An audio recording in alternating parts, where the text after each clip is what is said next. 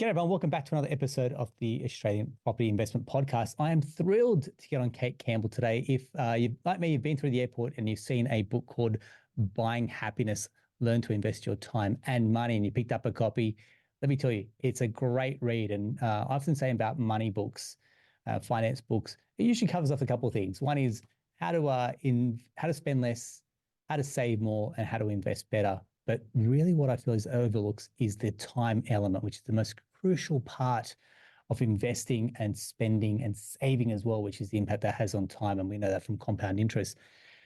Kate, welcome on. How you doing?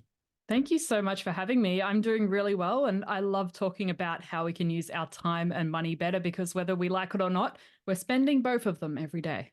Absolutely. I mean, speaking of love and talking, you've got your podcast, the Australian Finance Podcast, which it's great to have you on as a guest. I've heard what you guys do as well. And I looked at it going, you guys are doing some incredible stuff with that podcast. I want to say congrats and kudos to what you're building there.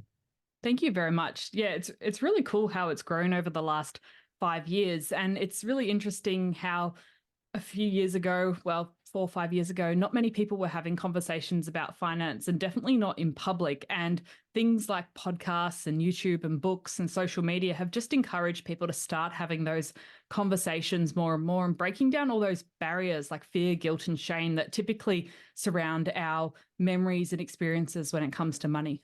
Yeah. Money would be one of those conversations you may have had with very close people, maybe just with a planner or a finance person. But now you get to hear people's stories. Like I picked up one of the other books the other day, and they're talking about like people's actual portfolios and how much they're earning as a household. I'm like, that is it's very personal data that's now coming out that people are actually happy to make public information as well and share what their portfolio is and how much they're earning and how much they're actually saving as well, right? I'm not that brave, but a lot of people are willing to open up. And that is one thing that does help the conversation about money. People are seeing other real life examples of people, especially people not working in the finance or mortgage broking industry, that are working on their finances. They're setting goals. They're talking about money with their partner. And it opens that conversation and shows other people they can do it too. I guess the only downside sometimes I see with people being super open about their finances online, especially if they're very ambitious with their goals, is people can sometimes fall into that comparison trap where they're like, oh, this person is 30 and they already have purchased their first home and I haven't even paid off my credit card debt. So sometimes it can bring up feelings of comparison. So I think it's really important, if you are looking at someone's journey online, thinking about, well, what can I learn and take away from this? Not why are we different and why are we in different financial positions? Because you never really know where someone starts. They might start 100 meters behind you or 100 meters ahead. So thinking, what can I learn from this? What can I take away? What about their situation sparks my interest? Like if I'm maybe thinking, oh, how have they got a property at 30? Is property something I want to consider? Is that a goal I want to pursue? Or is there something else I want to do first in my own journey? It's so important you say that, because I think the first thing is when you watch a video, it's like you make this about yourself Yeah. and about the person, what their message is. So the first thing we want to do is put ourselves in that position. I think I read that from the Psychology of Money, is that when you see someone driving an expensive car, you're not looking at them, you're imagining yourself in that car. Yep. And I was like, I have never heard that, but I'm like, that is exactly what happens every time I see an expensive car. So for people that, I guess, at a younger age bracket, they're going, I say the only real estate you have as a teenager is your hair, which is probably why they go and get fancy haircuts. In your 20s, the real estate you have is your car. So you usually go and buy a car on a personal loan, for example. And then as you get into your 30s, now you're moving into the real estate game, which is trying to buy property. And some people do it in their 20s and some people in their 30s. But the average first-time buyer age, when we do our seminars and webinars, surprises people that it's actually sitting around 36 and 37 years old, which surprises a lot of people as well, right? Yeah, I think a lot of people are rethinking what their goals are. And maybe 30 years ago, when our parents were buying properties, it seemed like a no-brainer, or there was a lot of social pressure to just jump into property. And there wasn't that much conversation about other types of investments. That's why it's so good that there's more information and conversation these days about really accessible ways to start investing. And so people can start with $5 using a micro investing app. You can just Google that and you'll see a few examples in Australia, or you can start with $50 or $500, depending on what platform you're using, and just start investing in exchange traded funds, which are just basically a basket of all the top companies in Australia or the US, depending on what you choose. So investing's so much more accessible these days, which is great because people have different options. You're not just having to think about, am I going to buy a property? It's, do I want to invest in other things? Am I wanting to invest in companies that I see and use in the world around me? Yeah, awesome. Thanks very much, Kate. Before we do kind of go off and talk a little about what you're doing, bit of backstory, the Kate Campbell story. What can people know about you that's formed you to be the person you are today? I had quite a different journey into finance. I started off in the Air Force doing air traffic control training, which really didn't work out, but it was my first opportunity to get a paycheck and earn some money and realize, hey, I just did my tax return for the financial year and I actually earned money for the first time at 17, 18, and I didn't have anything to show for it. So that was my very first turning point of, hey, I think if my life situation changes or a family member gets sick, I'd like to have a little bit of money put aside for an emergency. So that was the very first step in my own financial education journey. I've spoken to a few people before about how I basically started off learning through Google. I was a voracious reader. I looked at every blog, every video, every book there was to know about money and finance in Australia and the US, and took little pieces away from all of them and slowly started to piece my own financial plan together. So I was very much doing it all on my own at the start.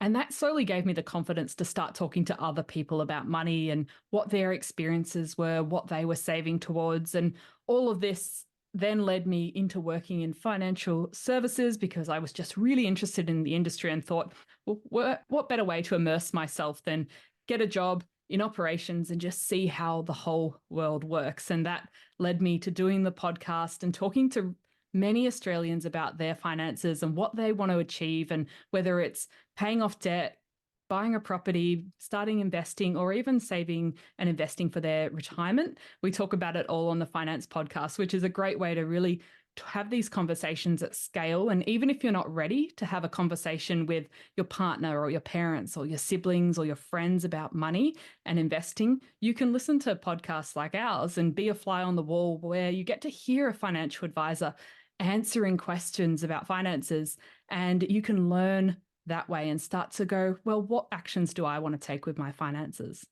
Yeah, thanks very much. I appreciate that. And I guess being on the inside of you worked at Citi, for example, and InvestSmart. So being on the inside of that, did anything surprise you? Did anything kind of reaffirm something about financial services that you know to be true today? Or was that image shattered a little bit? The thing that I really learnt working in the inside, we'll say that, is that most people that work in finance don't actually have their finances sorted out. So just think about it. This is a huge industry. All sorts of people work in this industry. And so many people that I spoke to and I worked with were still people that hadn't really sorted out, what am I spending? What am I earning this month? They hadn't started investing. And so that was really interesting itself. Knowing about money doesn't equal being able to manage it and make good decisions about money. There's a huge gap between the literacy aspect of finance and the action part of finance. So that was one really interesting part. The other interesting thing was so much of finance is made out to be much more complicated than it needs to be. I've spoken to many people that have really fancy finance qualifications and great titles at different firms, and they make everything out to be really complicated, but then they end up often not outperforming a really simple investment strategy that many people that in our community follow, just using exchange traded funds to invest or property and things like that. So often finance is made to seem super complicated. That sells, it earns people more fees, but it doesn't have to be. And I think once you learn that it can be simple, then that unlocks a lot for you because you realize you can set up a simple financial plan and get on with your life rather than having to spend every waking hour outside of your day job trying to pick the best investment possible. Yeah, spot on. Yeah, they say complexity is the enemy, but yeah, I think what you say is just keep it simple, and you find that can outperform a highly kind of wrought out strategy.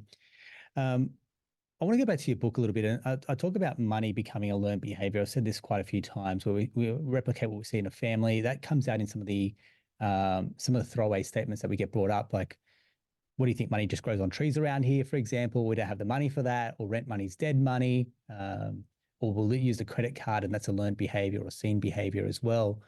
And time would be another one, which is, hey, we don't have time, or we're always running late, or we don't, and we're too busy for that. And again, to the detriment of a family, and passing that down to kids, and they grow up with these self-beliefs as well. So I guess as you're going through and you're putting your book together, did some of those limiting mindsets come into it? What have you seen from your research is what I'm trying to get at.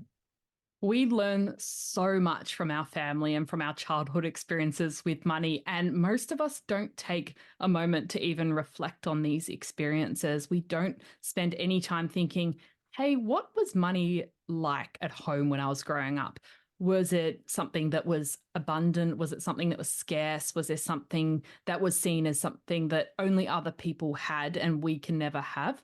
And it's really interesting when people spend some time getting to understand and reflecting on their childhood experiences with money. It might have been through their parents, extended family, the way they learned about money at school, or through their social community. They start to realize, hey, some of the things I learned about money growing up, maybe they're not true. Maybe they're impacting me in a way I didn't quite realize today. So someone I spoke to grew up with parents that pretty much said, if you have money, you're greedy. You're not supporting other people. You should be giving it away and doing things with your money. You shouldn't be hoarding it and investing it.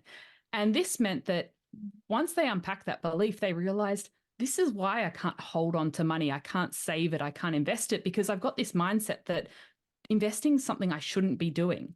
And so it wasn't until they started reflecting on their childhood experiences with money that they could start working on their finances practically and saving money and investing money, because you can still be very generous with your money and support people with your time, but it doesn't have to be all or nothing. And some of the research I looked at when I was writing Buying Happiness actually shows that if we do spend our time and money on other people, we do get a massive happiness boost. But it's like the ads at the airlines. You do need to put on your own safety mask first. You do need to make sure that you've got your own financial future sorted. So thinking about, how can I look after my future self and be really kind to future me, but also put some money aside to help other people. And it doesn't have to be money. It can also be time. It could be taking a meal to a friend that's not doing too well, or offering to take them to an appointment, or just having a coffee with your parents when you might normally only see them once a month. Can you see them twice a month? So it's just thinking about, how can we spend a little bit more time and money on our relationships, because that adds a massive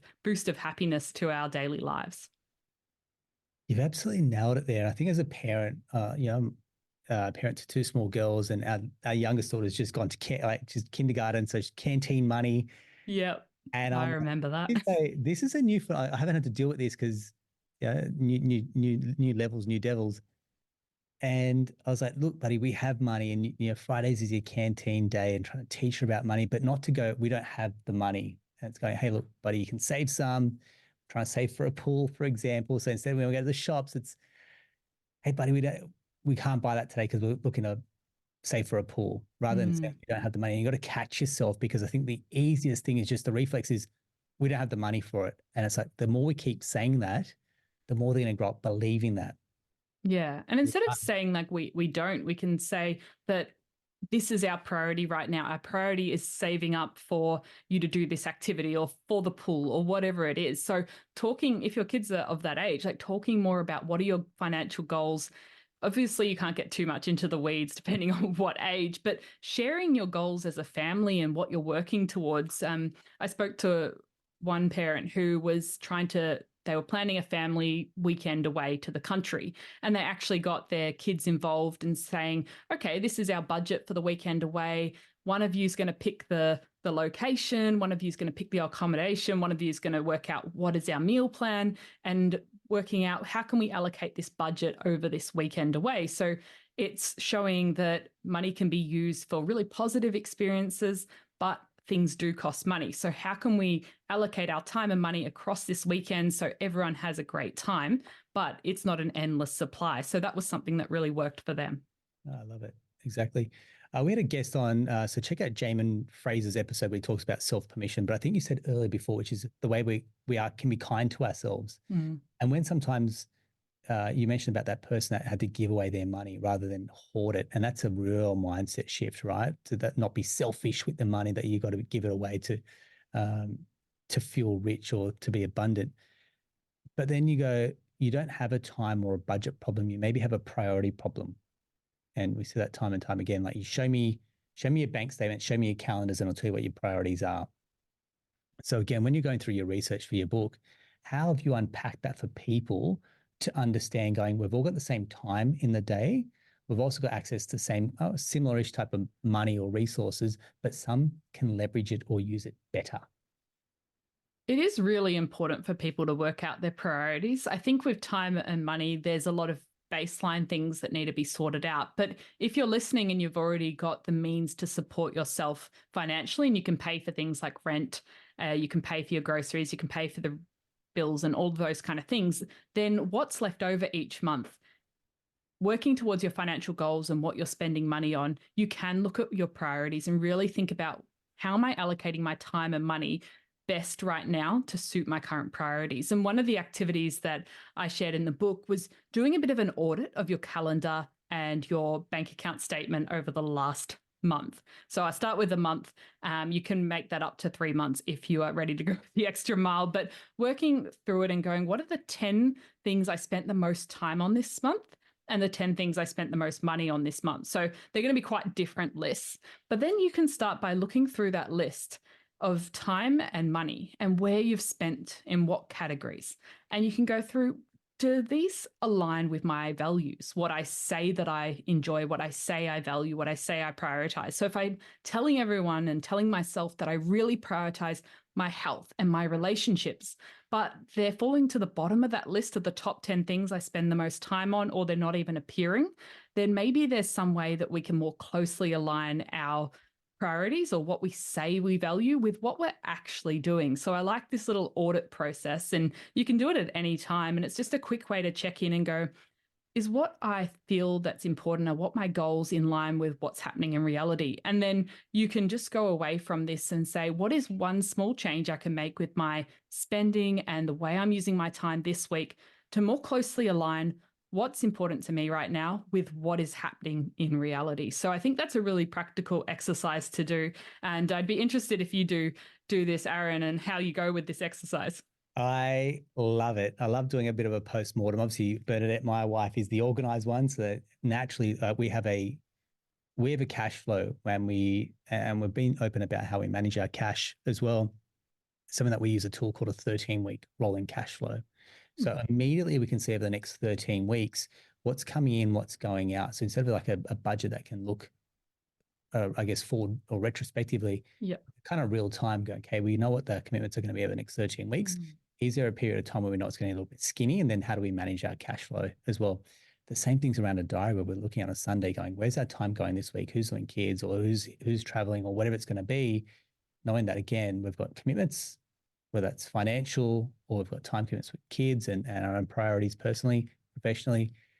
And we've got to make allowances as well. And I'll come to relationships in a second, because I think managing that as a couples and again, as a family, different dynamics as you grow. But yeah, I think the other part is you can dig your head in the sand, or you can look at this and go, I'm going to get on the front foot and actually find out where my time or where my money's going. And I love that part of the book, that exercise. I think it hammers home rather than kind of sweeping under the carpet. Another month goes by and you're wondering why you're not enjoying or thriving in life.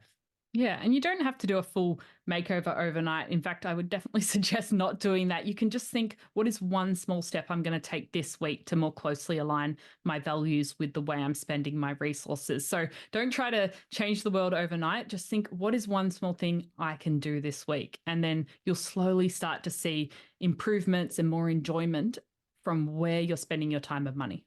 Beautiful. You mentioned around people that, in finance, for example, and you take the example because you worked in finance and I worked in a bank as well, that maybe aren't too savvy with their own finances. And I feel like, and this would go maybe, it's scaled pain. So people that are earning 250K versus people that are earning 50K, they're living to that lifestyle. But then what happens is a bit of lifestyle creep. So you get the pay rise And I used to joke about them, like they've already spent that pay rise before they've actually received it. So you receive the 10 grand bonus and they've already spent the bonus in their mind going overseas a holiday, Happens every time. upgrade the wardrobe. And it's like, man, you've spent more than that and you've actually net impact, you've gone backwards. Mm. How do people, I don't know, acknowledge that lifestyle creep, identify it, address it? One thing that really helps with that is just keeping track of where your money's going. And so knowing each month what's coming in and what's going out. So you might not be someone who wants to do a budget or a cash flow plan or anything like this, but at least written down somewhere what you earned this month and what you spent this month. And then you've got some tool, it could just be in your notes app on your phone, and you can get a bit of a pulse check and what's happened over the last 6 months and what's happened over the last 3 years.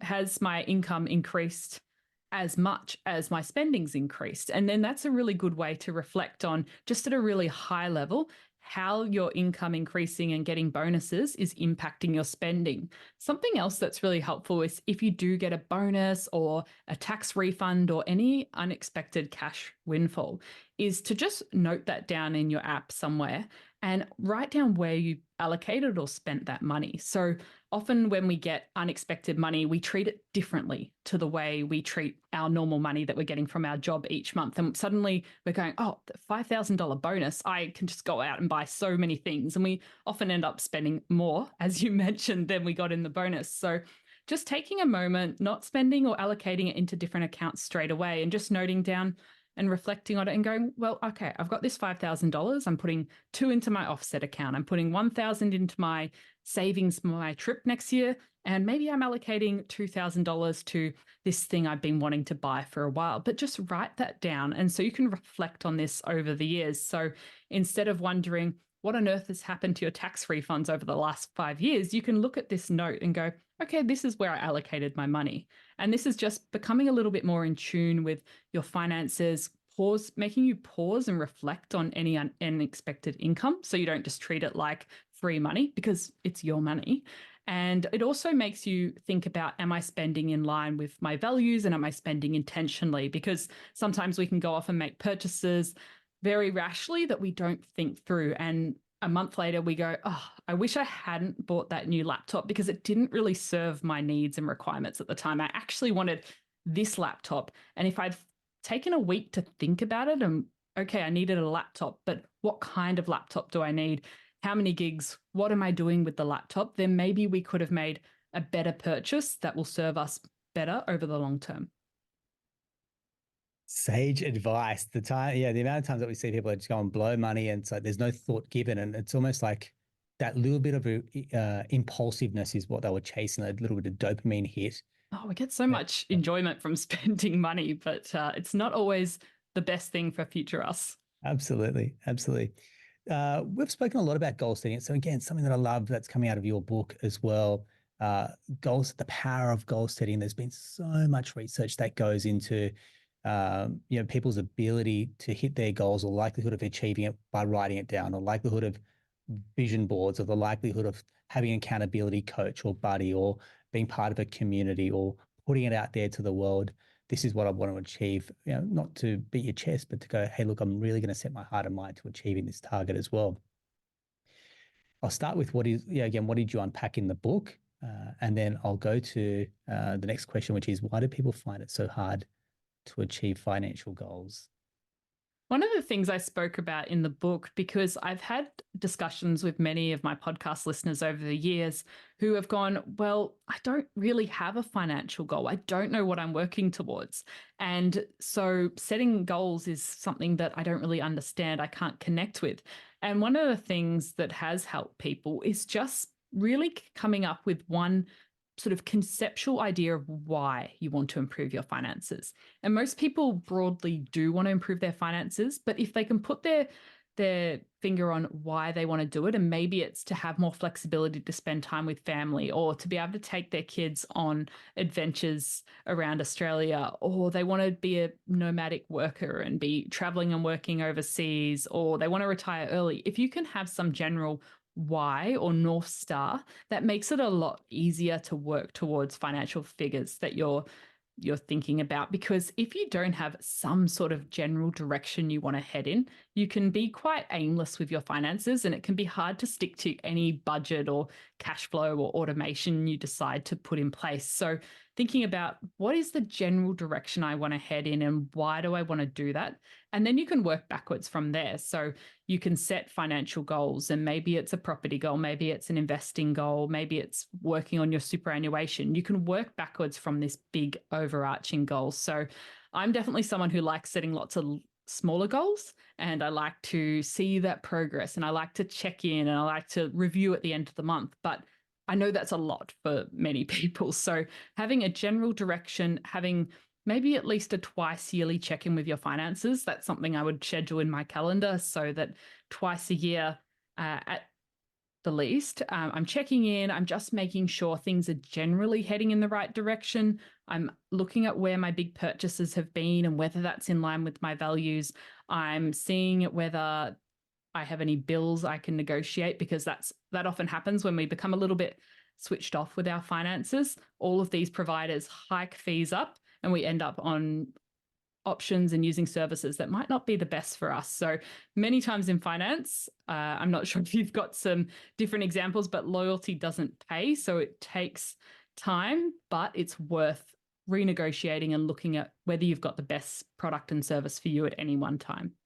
Yeah, you're absolutely spot on. And I'll usually say to that when people with loyalty tax, it's like, hey, look, if you're not good with your own money and your time, someone else is going to be. And generally they find ways to, price increases. It's like, hey, all you got to do is pick up the phone and say, what can you do to sharpen the rate on this or sharpen the pencil? It's like, you don't necessarily always have to keep moving banks. It kind of gets pedaled around and refinance. Mate, you're going to push your loan back out to another 30 years. You could be 5 years into that loan. How can you just make additional repayments on top of that? We're talking about a loan here, for example. Savings, you don't have to go and chase a brokerage that charges you less fees. You can just find ways that are like lower cost investing, but you can keep adding the $20 a week instead of a lunch out. You go, hey, look, this lunch is going to be replaced by one investment, an extra $20 incremental investment. It's like just the game can be won from smaller steps than big drastic steps, because our likelihood of taking a big drastic step is kind of less compared to smaller steps as well, isn't it? Yeah. And small changes really add up. They might not seem like anything when we do them. They might go, oh, that is so negligible, it can't improve my finances at all. But if you make small changes on a daily and a weekly basis, then that makes a huge difference to your finances over time. And I think anyone that's been on a compound interest calculator or a retirement contribution calculator and you've played around with the figures, I'd really encourage you, if you haven't already, to go and have a look at this. And what difference would $5 extra a week make to my investments in my retirement? What difference would $50 a month make? And you'll start to see that small changes really add up over time. Yeah. What if someone's listening and go, hey, Kate, don't be tone deaf. I'm living paycheck to paycheck and I don't have the $50 a week to invest. And like, I'd love to even think about investing, but my mindset right at the moment is survival. And there's some people that are actually doing it tough and going paycheck to paycheck. How do you politely help them? A huge amount of Australians are struggling right now. Some of the research that Aware Super did from Australians early in the year showed that 9 in 10 Australians were struggling with their finances or somewhat stressed with their finances at the moment. So it's a huge issue. It is impacting everyone. And financial stress impacts our mental well-being, our physical well-being. We're less productive at work. It does have a huge impact on our lives. I would say if someone is struggling right now, that firstly, be really kind to yourself and not judging yourself based off where your finances are right now. If you're struggling with debt, you can talk to the National Debt Helpline. They have free financial counsellors that are confidential, they're independent, and they'll advocate with you and advocate for you to the hardship department of a bank or a phone company and things like that. So they'll go into bat with you. There's also a lot to be said for learning. So often I talk about to our listeners that if you don't have the money to save and invest right now, what are some of the things you can do that don't involve money? And you can use your time to spend learning as much as you can about your finances, so that when you are in a better position to put $5 away each week, you can, and you've got the tools and resources at your disposal. So spend as much time as possible learning, listening to podcasts, reading books, looking at things, finding out where your super is, finding out what you're invested in, finding out what tax bracket you're in. Like, learn all of these things about your finances so that when you have more resources at your disposal, you're ready to start and taking action. I love it. Thank you very much. In your book, you titled it Buying Happiness. And my first instinct is, can we actually buy happiness? And what are your thoughts? Because I think there's some really good research that comes out going, at what income level do you need to feel happy or feel wealthy, for example? And so just take us through the title and I guess how you came to that would be an interesting one. Yeah, it's definitely a conversation starter because I think everyone has an opinion either way.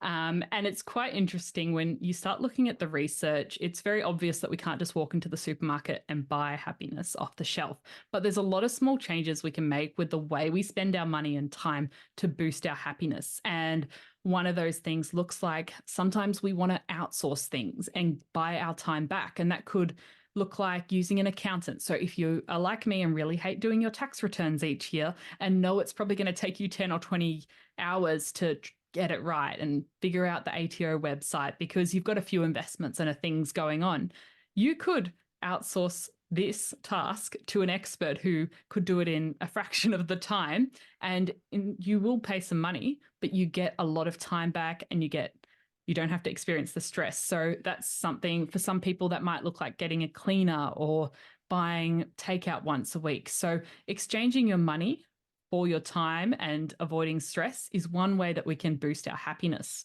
I mentioned earlier, but we can boost our happiness by spending our time and money on other people. And that doesn't have to be anything huge. It could just be buying your colleague at work a coffee, because that invests in the relationship. It shows that you're wanting to spend time with them. And there was I collected research as well from our podcast community. So I didn't just look at the academic research. I did look at what was happening in Australia. And I asked about, I think it was a few thousand people that shared their responses on what added value to their life. And I was saying, what is the one thing that's really small, it doesn't cost very much, that boosts your happiness? And so many people mentioned coffee in Australia. Coffee came up, whether it was a coffee machine to spend time in the morning with your partner and your family having a coffee, whether it was a walk with your mum along the path, along the river with a coffee from a coffee shop. It was a coffee machine at work. Like, coffee just came up time and time again. But there were so many other little examples. It might have been a hydro flask or a picnic basket. There are lots of small purchases you can make to boost your happiness. So it doesn't have to be an expensive thing. Some of the other research showed that it was experiences that boost our happiness a lot, but it's not just the experience, it's doing the experience with other people, because that adds that relationship aspect in as well, because relationships are a really huge determiner of our health and well-being long term. So whether we could buy a concert ticket. So many people recently went to Taylor Swift or Blink-182 or Pink in Australia. And so doing that with someone else, not only you get to anticipate the event, I think the whole nation was definitely anticipating Taylor Swift for months, especially from what I was seeing. You get to anticipate the event. You get to enjoy the event with someone else. So you're creating memories, you're investing in the relationship. And then you also get this concept called memory dividends. It's in this book called Die with Zero by Bill Perkins, but you get to remember and recall this experience over many years to come. I've spoken to many of my parents' friends who talk super fondly about the concerts they've been to in their 20s and 30s and remember those experiences and then remember who they went to. So if you think you've got a bit of money, you're trying to think, how am I going to spend it to boost my happiness? An experience with someone else in the future that you book and you can anticipate it is definitely a good way to go. Yeah. There's also, I guess, this concept of I'll only be happy when I get there.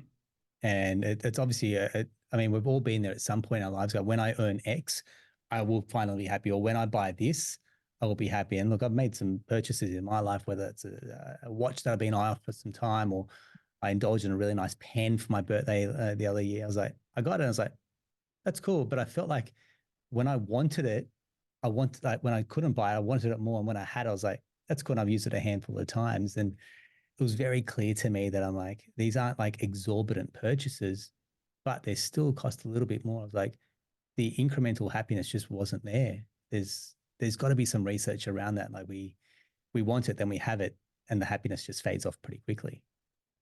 We fall into that trap a lot of I'll be happy when dot, dot, dot. And you can pretty much insert anything in there. Someone has had that experience. And social media definitely doesn't help us here. One way to sort of combat that is really thinking on what do I have right now and how can I enjoy the time and money and the people around me right now. And so try not to get constantly stuck in that future focused mindset. It is really important to think about our future and many things that we invest in, whether it's our investments or our career or our relationships, they do require many years and decades of work. And so you do need some future aspect when you're thinking ahead, but you also need to think about how can I really be in the moment and be enjoying this present moment with my friends, my family, and the resources I have. So coming back to that exercise earlier of talking about our priorities, if you can identify what your priorities are right now and how you can maximize using your resources on those priorities, then you can really be in the moment. And something I talk about a bit on the podcast is like if your goals are making you miserable because you're constantly thinking about the future and you're not reaching them, or you're having to sacrifice everything to get to those goals, then you probably need new goals. It's okay to sacrifice and put things aside for a certain period of time, but there's definitely things that you shouldn't be sacrificing for years on end. So if you are working 3 jobs to save up for a house, and that means for 5 years you're barely spending any time with your friends, your family, and on your health, I'd probably rethink that, because you need to find a way that you can focus more on a certain priority at a particular time, but you're still getting those really important elements of life, because your time is ticking by over those 5 years you're working towards that goal. Your relationships need to be invested in, your health needs to be invested in. All these things you can put on the back burner for so long, but you can't put them on the back burner forever. So it's coming back to your priorities, but I would always recommend not letting your health and your relationships falling too far down that list. I think they should always be somewhere in the top 5, considering how important they are to our overall health and well-being. Oh, absolutely. I think obviously COVID taught us everything about health is wealth. You can have all the money in the bank, but if you're not well, point. If you don't have people to celebrate that with, what's the point? We've all met people that are rich that are grumpy bastards or whatever, unhappy. You're like, clearly that's not the goal either. So there's finding a real sweet spot. And I think what you said there is if your goals and what you're edging towards is making you unhappy, we need to recheck them. And I think just fallen into this mindlessness around how I need to achieve X by X. And it's like, are you running your own race or who are you trying to really impress? And it's really hard to rewire that when you're hard coded to keep up or be competitive or think that you need to hit and we keep moving the goalposts. Oh. So many people, they start investing and they're like, I'll be happy with 1,000 invested. Oh, that's not enough. 10,000, 100,000, a million, then it just keeps going. And if you can't find a way to be happy with what you've got, if you can't find enough for you, and that's going to be very individual for everyone, you're just going to keep striving for something more. And it's probably going to make you miserable in the process because you're not fully enjoying the resources you have right now. Oh, that's a real penny drop moment. Thank you very much. I guess in the context of what we do, and you've been around this for a long time, is around property. And it's the greatest joy when we can find people that, their happiness and their family's happiness is centered around being able to buy a property or an investment property and grow their wealth as well. But there's also a small sub segment of the market that experience buyer's remorse or post-purchase dissonance. And I guess when I jump on a call afterwards, like, yeah, it's great. And I'm like, there's a but coming. And it's like, it's a bit small, or it's not what we expected, or it's a bit noisy. And I think it goes to your laptop purchase, which is we've rushed the decision-making or made a shortcut on a decision-making process here, or we bought that investment property, but now it's costing us a lot in maintenance, or the hot water's blown up. Take me through, because I know there's an interesting bit of research that I want to get to having chat to you about as well. So what has your research shown around a buyer remorse and post-purchase dissonance as well? It's interesting. So for this podcast, I did some searching. Now I found a study done in Europe, so not Australia. So there may be some differences in values here, but I did see a lot that rung true from what I've heard from listeners in the past. And they were talking about how important property is to so many people. And it's it's not just having it as an investment, because people think about property much more than just the dollars and cents on a spreadsheet. Property to people is a really emotional purchase in many cases, especially for people's first home.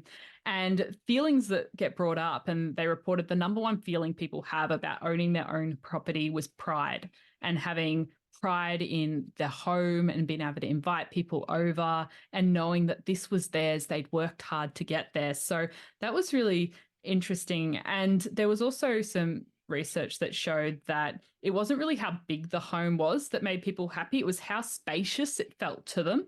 And that was sort of more of a state of being, of whether you enjoyed and felt comfortable in the space. So spaciousness, I guess, is very subjectable, because I could have a really small apartment, but it feels really comfortable and secure to me. And for someone else, that might feel like a tiny place. It might feel like a prison. So that's quite interesting as well. There's so many subjective parts with a home, that I could love a house and you could hate it, and it could be exactly the same house, and we could be both two individual people. And there was also some research which confirmed what I'd heard from another expert a while ago, was that often we think about, and I've heard property experts, maybe you don't say this, in the past say that you should buy the worst house on the best street. I don't know if you've talked about this on the past on the show. I don't subscribe to that, but I'll let you go and then I'll go afterwards.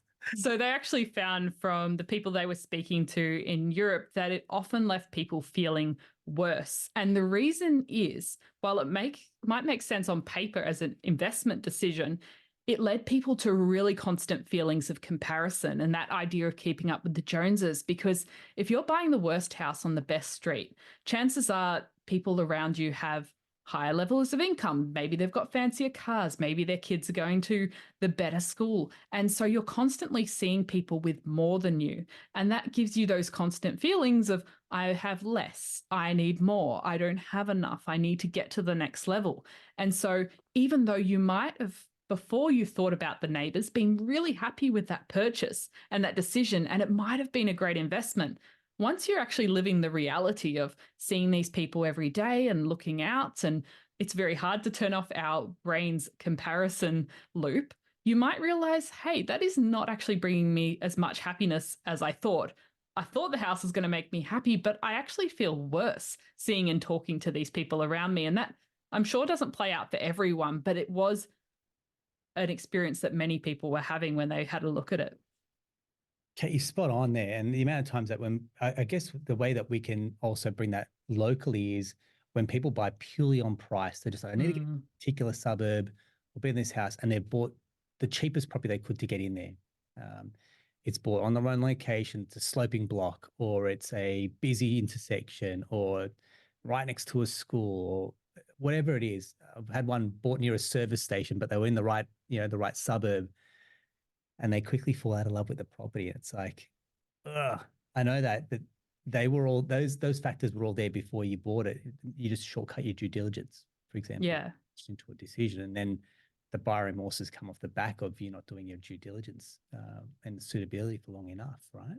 Yeah. And like, there's a real trap. I've had friends that have done all the research and thought this is a great emerging suburb and I should buy there. And they didn't actually spend much time spending a weekend in the suburb and going to the cafes and going to the Woolies nearby and experiencing what it's like to be there during the day, to be there at night, getting the train there, because that's important to many people in Melbourne, how that experience is, and seeing the parks. And then they moved in and realized, oh, it misses a lot of the aspects that we loved from where we used to live. And so we thought it was great and it looked great on paper, but when we start living that lifestyle, it's a very different experience from what we expected. And it didn't add as much value to our life because we didn't have all the things that were really important to us available.